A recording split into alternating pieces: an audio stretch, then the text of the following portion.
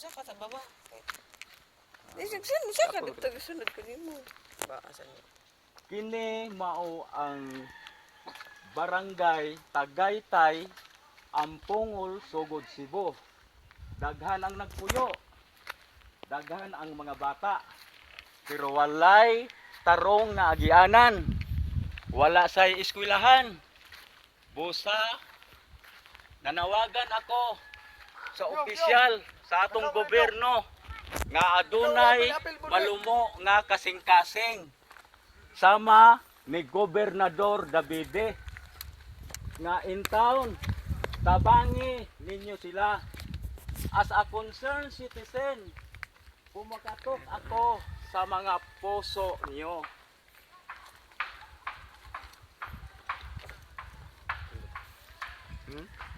Katugay, di boy. Natuloy sakar ni. Sakar na ka.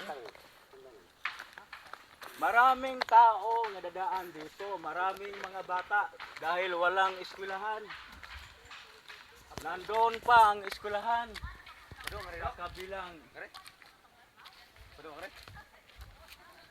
Do, magtrabaho lang mo sa kalsada. Mag-ana lang mo ba? Mag-ana lang. Malingkod lang kayo. Nagtrabaho mo mo. Oh.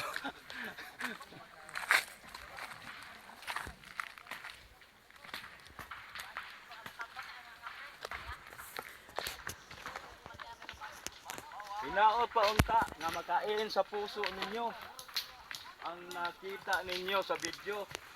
Dahil itong mga taong ito ang nakatira sa lupang ito. Dahil dito sila nabubuhay. Pero walang daan, walang eskwelahan.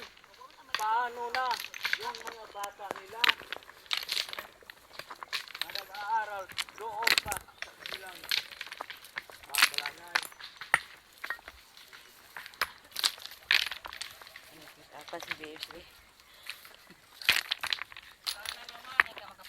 Yung mga opisyal sa gobyerno na napanood itong video ito, sana naman yung puso ninyo buksan nyo. Yung mata ninyo ay buksan ninyo at tutukan nyo itong kalsadang ito dahil ito puro mga stone lang wala din simento. Maraming bata na dadaan dito at maraming binti na masusudatan. Mayroon pa sa taas. Sakit ka po.